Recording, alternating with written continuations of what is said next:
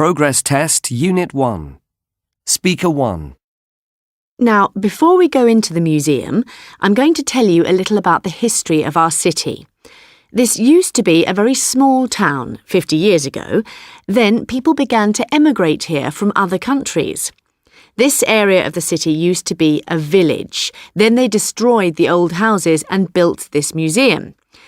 I know what it used to be like because I lived in the village when I was growing up. Now, if you want to take some photos... Speaker 2. Arthur Wendlebury lived to be 100 and was a famous writer. But he didn't have an easy life. He was born into a very poor family in Cornwall. He went into the army after he had left school because his parents didn't have enough money to send him to university. After the war had finished, he came home to Cornwall. And while he was living in a cold little house on the Cornish coast, he began to write his first book. Speaker 3. My Aunt Tessa got married last weekend. The wedding was here in London. My aunt's new husband, Carl, is from the United States, but he's been in Britain for years. He got a job here after he had finished university. Tessa and Carl got engaged 2 years ago, but they didn't get married straight away because they were saving money to buy a house.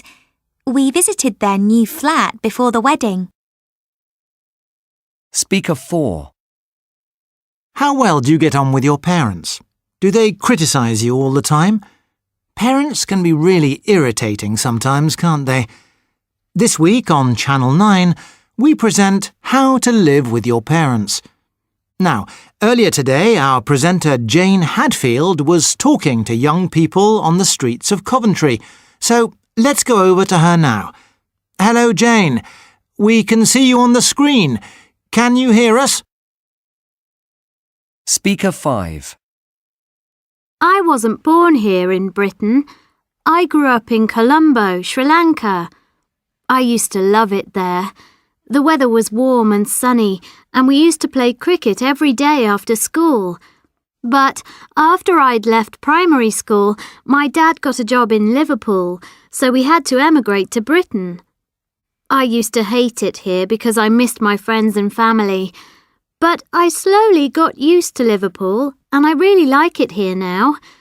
I don't want to move back to Sri Lanka because I'm engaged to a man from Liverpool.